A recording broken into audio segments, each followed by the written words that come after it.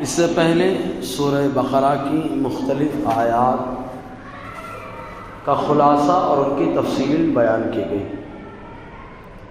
جو آیت کریمہ چل رہی تھی وہ یہ کہ حضرت ابراہیم اور حضرت اسماعیل علیہم السلام دونوں خانہ کعبہ کی تعمیر سے فارغ ہوئے تو اللہ تعالیٰ کی بارگاہ میں چند دعائیں کی۔ ان دعاؤں میں سے ایک دعا یہ کی کہ ربنا وجعلنا مسلمین لک، اے اللہ ہم کو اپنے لیے مسلمان رکھنا، اپنے لیے مسلمان رکھنا، یعنی زندگی میں بھی مسلمان رکھنا، وصال کے وقت بھی مسلمان رکھنا، اور ہر حال میں مسلمان ہی رکھنا۔ انبیاء کرام کے بارے میں ہمارا یہی عقیدہ ہے کہ اللہ تعالیٰ نے دو جماعتوں کو معصوم بنایا ہے۔ معصوم کا مطلب ہے کہ اس سے گناہ ہوتا ہی نہیں، کوئی گناہ ہوتا ہی نہیں۔ دو جماعتوں کو اللہ تعالیٰ نے معصوم بنایا ہے، ایک جماعت فرشتوں کی جماعت ہے، دوسری جماعت انبیاء کی جماعت ہے۔ تو پھر یہ ایمان اے اللہ اپنے لیے مسلمان رکھنا، یہ تواضع انکساری کے طور پر ہے، شان بندگی بتانے کے لیے ہے کہ اللہ اگرچہ تو نے ہمیں نبی بنایا ہے، نبی معصوم ہوتے ہیں، پھر بھی اے اللہ ہم تیرے بندے ہیں، لہذا شان بندگی یہی ہے کہ ہم یہ دعا کریں اے اللہ تو ہمیں مسلمان رکھنا۔ تو شان بندگی بتانے کے لیے اس میں تواضع اور انکساری بھی ہے اور شان بندگی بھی ہے، اور جو زیادہ بلند مقام پر ہوتا ہے وہ زیادہ ہی اللہ کی بارگاہ میں تواضع کرتا ہے۔ دوسری دعا کیا کی تھی؟ وَمِن ذُرِّيَّتِنَا أُمَّةً مُسْلِمَةً لَكَ، اور اے اللہ ہماری ذریت میں سے ایک گروہ کو اپنے لیے مسلمان بنا۔ یہی ہے کہ حضرت ابراہیم علیہ السلام کی نسل جو کہ دو شاخیں ہوئی، ایک شاخ حضرت یعقوب علیہ السلام سے چلی اور ایک شاخ حضرت اسماعیل علیہ السلام سے چلی، اور دونوں حضرت ابراہیم علیہ السلام کے شہزادے ہیں۔ تو حضرت اسماعیل علیہ السلام کی شاخ جو چلی، ان شاخوں میں تاریخ کبیر کے اندر امام بخاری علیہ رحمۃ اللہ نے جو نسب نامہ گنایا ہے، اس نسب نامے کے اعتبار سے حضرت ابراہیم علیہ السلام جو حضور کے جد اعلیٰ ہیں، ان سے جو حضرت اسماعیل علیہ السلام کی نسل چلی ہے الگ الگ گروہوں میں بٹی۔ آقا علیہ السلام فرماتے الگ الگ لوگ گروہوں میں بٹے، اور ان جماعتوں اور گروہوں میں جو سب سے بہتر رہے اللہ تعالیٰ نے ان کے درمیان سے میرے نور کو بھیجا ہے، ہمیشہ افضل و اعلیٰ میں حضور آتے رہے۔ تو اللہ تعالیٰ کی بارگاہ میں دعا کی اے اللہ ایک گروہ کو مسلمان رکھنا۔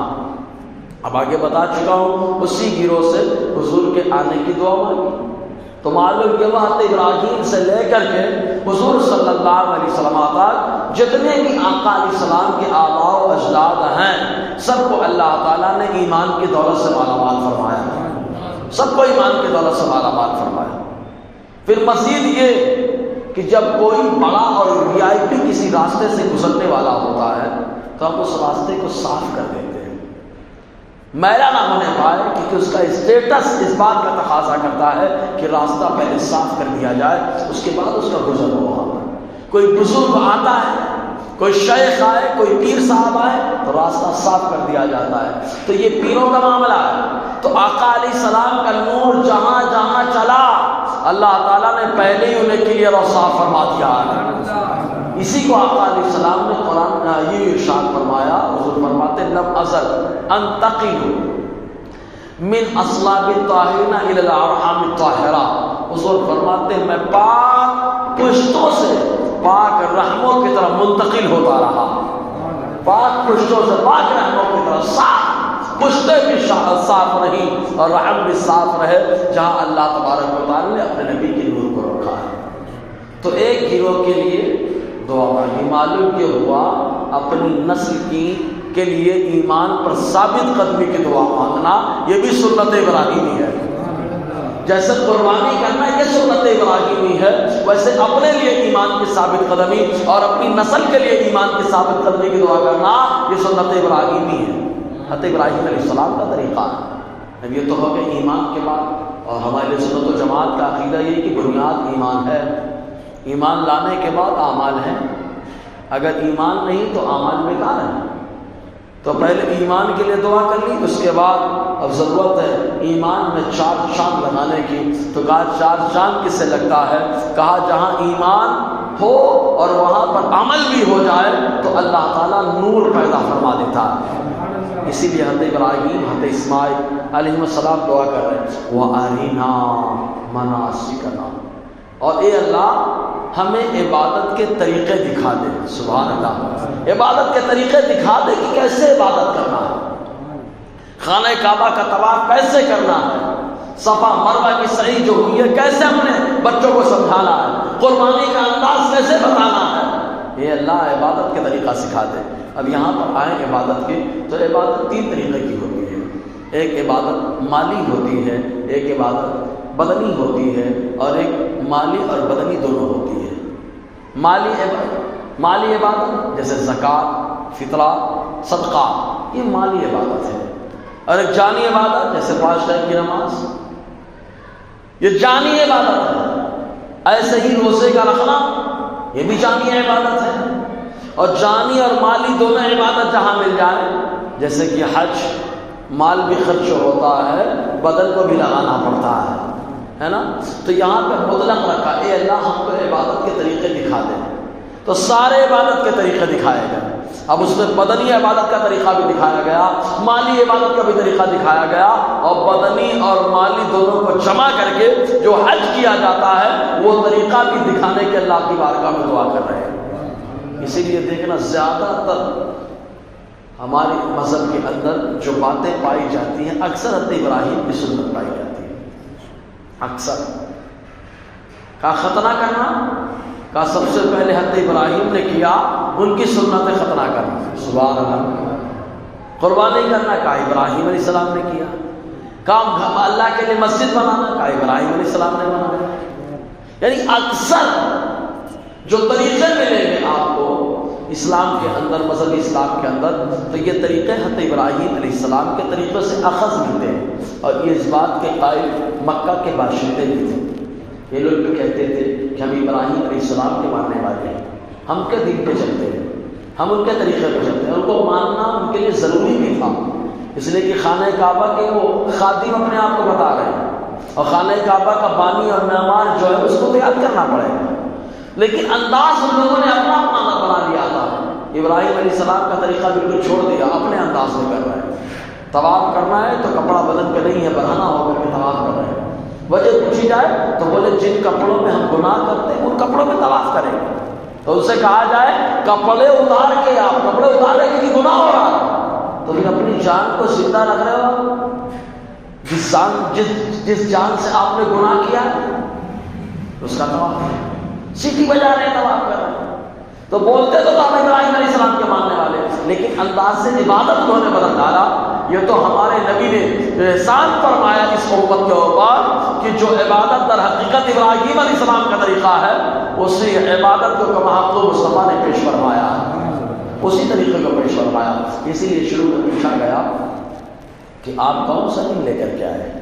مکے کے بادشاہ نے حضور سے پوچھا کون سا دین لے کر کے آئے؟ تو حضور نے فرمایا میں دین حنیف، دین ابراہیم لے کر کے آیا ہوں، دین حنیف، دین ابراہیم لے کر کے آیا ہوں، کیونکہ دین ابراہیم کا وہ بھی قائل ہے۔ تو اب ٹکراؤ، ہم بھی دین ابراہیم کو مانتے ہیں، یہ بھی دین ابراہیم کو مانتے ہیں، تو صحیح طریقہ کون ہے؟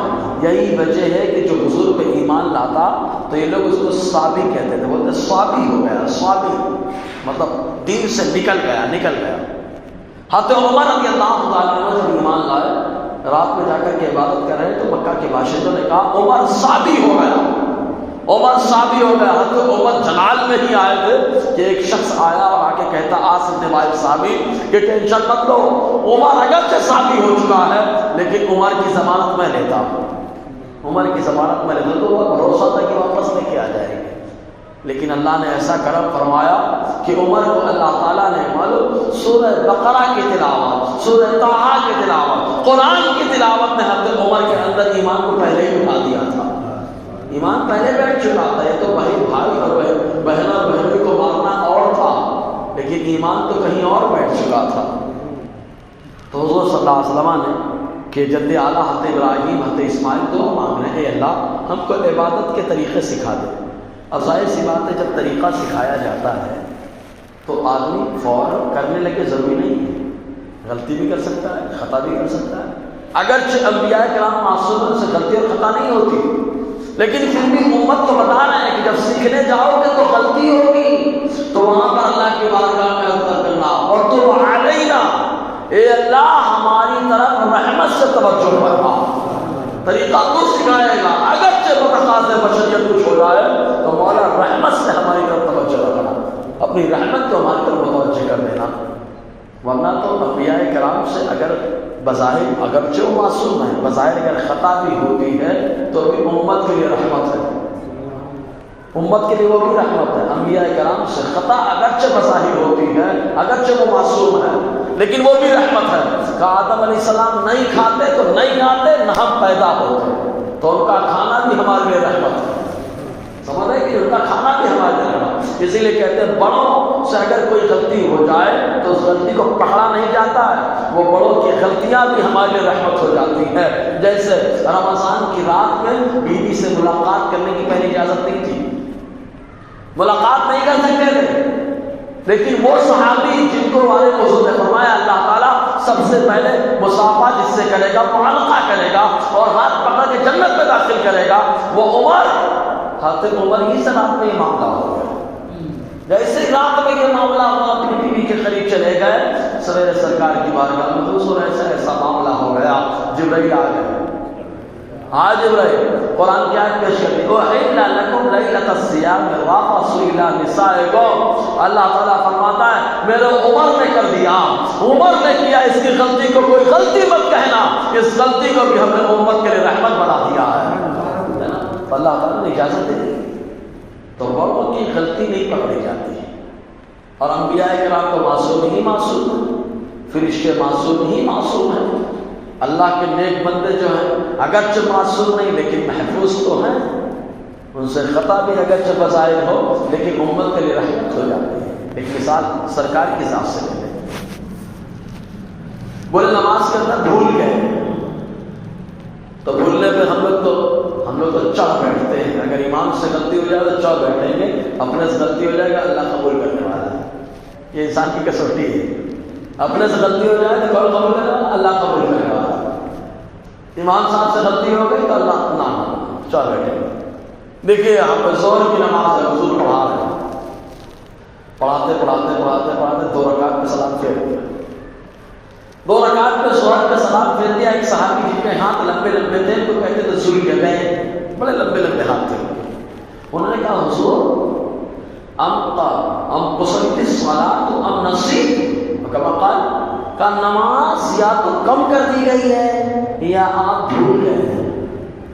کیا کہا؟ 4 رکعت تھی، آپ نے 2 پہ سلام پھیر دیا تو یا تو نماز کم کر دی گئی ہے یا آپ سے بھول چک ہو گئی، کیا معاملہ؟ آقا نے فرمایا کل ذالک لم یکن، کچھ بھی نہیں ہوا، نہ میں بھولا ہوں نہ نماز کم ہوئی، کیونکہ بھولتا وہ ہے جس کا حافظہ کمزور ہوتا ہے، اور مصطفیٰ کا حافظہ تو وہ حافظہ کہ جس کے صدقے میں دوسرے کا حافظہ مضبوط ہو رہا ہے، وہاں بھولنے کا معاملہ نہیں ہے، رات کمی کر دی ہے، کمی بھی نہیں ہوئی ہے۔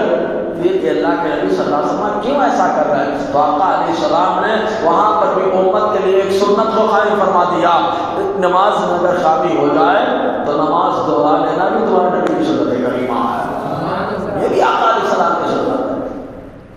ایسے کئی ایسے موقع آئے آقا علیہ السلام نے سنت ایسا کرنا، یہ امت کے لیے سنت قائم کرنا تھا کہ یہاں پر بھی امت کے لیے سنت قائم ہو جائے۔ تو اس لیے اگرچہ انبیاء کرام معصوم ہیں، بظاہر اگر ان سے کچھ ہو جائے تو پکڑا نہیں جاتا، اس میں بھی اللہ تعالیٰ رحمت کے راستوں کو کھول دیتا ہے، اس میں بھی رحمت کے راستے کھولتا ہے۔ تو کہتے ہیں وَأَرِنَا مَنَاسِكَنَا، اے اللہ ہم کو ہماری عبادت کے طریقے بتا دکھا، وَتُبْ عَلَيْنَا، اور جب دیکھیں گے کریں گے تو ہو سکتا ہے کہ کچھ ہو جائے، جیسا تو چاہتا ویسے بھی اس کے الگ تھوڑا سے ہٹ کے ہو جائے، تو اے اللہ رحمت کے ہم سے متوجہ ہونا، وَتُبْ رحمت سے متوجہ ہو علینا ہم پر، اِنَّكَ أَنْتَ التَّوَّابُ الرَّحِيمُ، کیونکہ تو رحمت سے متوجہ ہونا والا مہربان ہے۔ تواب کے معنی توبہ قبول کرنا، ورنہ توبہ وہی قبول کرتا ہے جو مہربانی دکھاتا ہے. تو اللہ مہربان ہے اسی لیے تو توبہ قبول کرنے والا ہے. سمجھ رہے نا؟ اور آدمی کی توبہ، ہر آدمی توبہ نہیں کر پاتا. جس کو اپنے نفس پہ مہربانی کرنا ہے وہی اپنے گناہوں سے توبہ کرتا ہے. اس لیے ہر آدمی توبہ نہیں کر پاتا. تو حضرت ابراہیم علیہ السلام نے کر دیا. اس کے بعد دعا مانگ رہے ہیں حرام کا نماز فیہ رسول منہ، اے اللہ وہ جو گروہ ایک مسلمان رہے گا اسی مسلمان گروہ میں انہی میں سے ایک رسول کو بھیج دے. ایک چیز اور بتا دیں، عام طور سے لوگ کیا بولتے ہیں حضرت ابراہیم سے سورج کی پوجا، یہ پوجا وہ پوجا. میں بولتا ہوں قرآن اگر پڑھا ہوگا تو کبھی اعتراض نہیں کرے گا. اللہ تعالیٰ حضرت ابراہیم علیہ السلام کی دعا ارشاد فرماتا ہے قرآن میں. حضرت ابراہیم نے کہا وَجْنُبْنِي وَبَنِيَّ أَن نَّعْبُدَ الْأَصْنَامَ، اے اللہ مجھے میری اولاد کو بتوں کی پوجا سے بچا لے، مجھے اور میری اولاد کو بتوں کی پوجا سے بچا لے. تو ایک گروہ مسلمان ہے، حضرت ابراہیم مسلمان ہے، اللہ مجھے بچا لے. تو اللہ تعالیٰ نے حضرت ابراہیم کو تو بچایا، ان کی اولاد میں جو آیا حضرت اسماعیل سے لے کے عبداللہ تک اللہ تعالیٰ نے سب کو بتوں کی پوجا سے بچایا. قرآن کی آیت ہے کہ اللہ مجھے میری اولاد کو بتوں کی پوجا سے بچا لے. یہ اس بات کی واضح دلیل ہے کہ جو گروہ مسلمان تھا وہ مسلمان رہا، مشرک کبھی نہیں ہوا، ہمیشہ ایمان پر رہا ہے. تبھی تو بتوں کی پوجا سے حفاظت کی دعا مانگی جا رہی ہے. اب وہ دعا قبول ہوئی کہ نہیں تو خود حضور نے فرمایا میں ابراہیم کی دعا ہوں. سبحان اللہ، میں ابراہیم کی دعا ہوں، یہ اللہ بھیج دے. اب اس رسول کی صفت کیا ہے؟ اس رسول کی صفت عام طور سے آج کے دور میں ایک بات سمجھا دیں، پیر موغا لوگ بنے بیٹھے ہیں، قرآن پڑھنے کا ڈھنگ نہیں. صحیح ہے نا؟ پیر موغا بنے بیٹھے ہیں، قرآن پڑھنے کا ڈھنگ نہیں. میرے نبی سے بڑا پیر دنیا میں کوئی پیدا بھی نہیں ہوا، حضور سے بڑا کوئی پیر نہیں ہے. لیکن اللہ تعالیٰ اپنے نبی کی شان یوں بیان فرماتا ہے یتلو علیہم آیاتک، ارے ایسا رسول آئے گا، اے اللہ ایسے رسول کو بھیجنا جو تیری آیتیں لوگوں کے پاس تلاوت کرتا ہو. پیر معلوم ہے لوگوں، پیر قرآن کی تلاوت کرتا ہے، یہ بھی سرکار کی سنت ہے. سبحان اللہ، ہے نا؟ تو حضور سب سے بڑے پیر اور قرآن کی تلاوت کر رہے ہیں. ارے قرآن کی تلاوت ہر آدمی کے نصیب میں نہیں. آپ لوگ پوچھتے یہ وظیفہ دے دو وہ وظیفہ دے دو. میں بولتا ہوں قرآن سے بڑا وظیفہ کیا ہو سکتا ہے؟ اللہ کا کلام ہے، ہر آیت کو اللہ تعالیٰ نے وظیفے کے طور پر بندہ پڑھے تو ہر آیت سے اللہ تعالیٰ فائدہ پہنچائے گا. پڑھے تو صحیح، اس سے بڑا وظیفہ کیا ہو سکتا ہے؟ لیکن ہم لوگ وظیفہ کر رہے ہیں، وظیفہ چاہیے وظیفہ. ارے قرآن پڑھو گھر میں برکت، قرآن پڑھو شیطان بھاگے، قرآن پڑھو روح نکلے تو آسانی، قرآن پڑھیں قبر میں سکون، قرآن پڑھیں آخرت میں سکون. اس سے بڑا وظیفہ کیا ہو سکتا ہے؟ اس سے بڑا کیا وظیفہ ہو سکتا ہے؟ حضرت جی وظیفہ دے دیجیے کاروبار خراب ہے. دیکھو قرآن نے کیسا وظیفہ دیا، کہا کاروبار خراب ہے برکت چاہیے تو قرآن وظیفہ دے رہا، جاؤ سورہ واقعہ کی تلاوت کرو، اللہ کاروبار برکت عطا فرمائے. معاملہ کیا ہے؟ حضرت عبداللہ ابن مسعود رضی اللہ تعالیٰ عنہ جو بہت صحابہ ہیں، سارے صحابہ میں سب سے بڑے فقیہ ہیں. ان کی خالی بیٹیاں ہی بیٹیاں تھیں، ایک بھی بیٹا نہیں تھا. جب یہ بیمار پڑے تو حضرت عثمان غنی رضی اللہ تعالیٰ عنہ کا دور خلافت تھا. جب یہ بیمار پڑے تو حضرت عثمان غنی کے پاس گئے اور جانے کے بعد کہا اے عبداللہ بیمار ہو، اگر آپ عبداللہ تم بیمار ہو، اگر تم کہو تو میں طبیب کو بلاؤں. حضرت عبداللہ ابن مسعود نے کہا میرا طبیب مجھے آزمائش میں ڈال رہا ہے، میرا طبیب مجھے آزمائش میں ڈال رہا ہے. تو حضرت عثمان غنی نے فرمایا اے عبداللہ اگر تم کہو تو خالی لڑکیاں ہی لڑکیاں ہیں، اگر تم کہو تو تمہارا وظیفہ مقرر کر دو. کہا میرا اللہ میرا رزاق ہے، میرا اللہ میرا رزاق ہے. حضرت عثمان غنی نے کہا اے عبداللہ اگرچہ تم کو ضرورت نہیں ہے، تمہارے بعد تمہاری بیٹیوں کے کام آئے گا. آپ نے فرمایا میری بیٹیاں محتاج نہیں ہو سکتی کسی کی. کہا اتنا بھروسہ، کہا اتنا بھروسہ. کہا کیوں؟ کہا اس لیے کہ میں نے اپنے کانوں سے اپنے نبی کو فرماتے ہوئے سنا ہے کہ جو روزانہ ایک مرتبہ سورہ واقعہ کی تلاوت کرے گا اللہ تعالیٰ اسے خوشحال زندگی عطا فرمائے گا۔ تو میں نے اپنی بیٹیوں کو تاکید کر دی ہے کہ روزانہ رات میں ایک بار سورہ بقرہ کی تلاوت کریے۔ تو بتاؤ کاروبار میں برکت کے لیے قرآن وظیفہ ہوا کہ نہیں ہوا؟ اس سے بڑا وظیفہ کیا ہو سکتا ہے؟ کہا حضرات پریشان ہیں، یہ تو کاروبار کے لیے ہوگا، پریشان ہیں، شیطان پریشان کر رہا ہے۔ تو کہا شیطان پریشان کر رہا ہے تو تم نے خود بتا دیا سورہ بقرہ پڑھو، جہاں 40 دن سورہ بقرہ کی تلاوت کر دی جائے وہاں سے شیطان نکل کے بھاگ جاتا ہے۔ یاسین اگر آیت الکرسی پڑھ دی جائے تو شیطان آتا بھی نہیں ہے، شیطان خود بتا کے گیا ہے۔ اس سے بڑا وظیفہ کیا ہو سکتا ہے؟ حضرات کچھ مقاصد ہیں ان میں کامیابی نہیں مل رہی، کوئی وظیفہ دے دیجیے۔ ہم نے کہا یاسین کی تلاوت کر لی۔ کہا کیسے؟ کہا حضور نے فرمایا معجم صغیر کی حدیث پاک کہ جو یاسین کی تلاوت جس مقصد کے لیے کرے گا اللہ تعالیٰ اسے اس مقصد میں کامیابی عطا فرمائے گا۔ اب کیا چاہیے؟ اس سے بڑا وظیفہ کیا چاہیے؟ کاروبار کا وظیفہ بھی ہے، شیطان بھگانے کا وظیفہ بھی ہے، اور اس کے علاوہ شیطان نہ آئے اس کے لیے بھی وظیفہ ہے، اس کے علاوہ ہر مقصد میں کامیابی کے لیے وظیفہ ہے۔ قرآن پورا قرآن وظیفہ ہے۔ کہیں یہ کتاب پڑھ رہا تھا میں، کسی بزرگ کے بارے میں پوچھا گیا، وہ ہمیشہ قرآن پڑھتے رہتے تھے ہمیشہ۔ تو کچھ لوگوں نے کہا حضور آپ کوئی وظیفہ کوئی ورد وغیرہ نہیں کرتے، آپ خالی قرآن پڑھتے رہتے، کوئی وجہ؟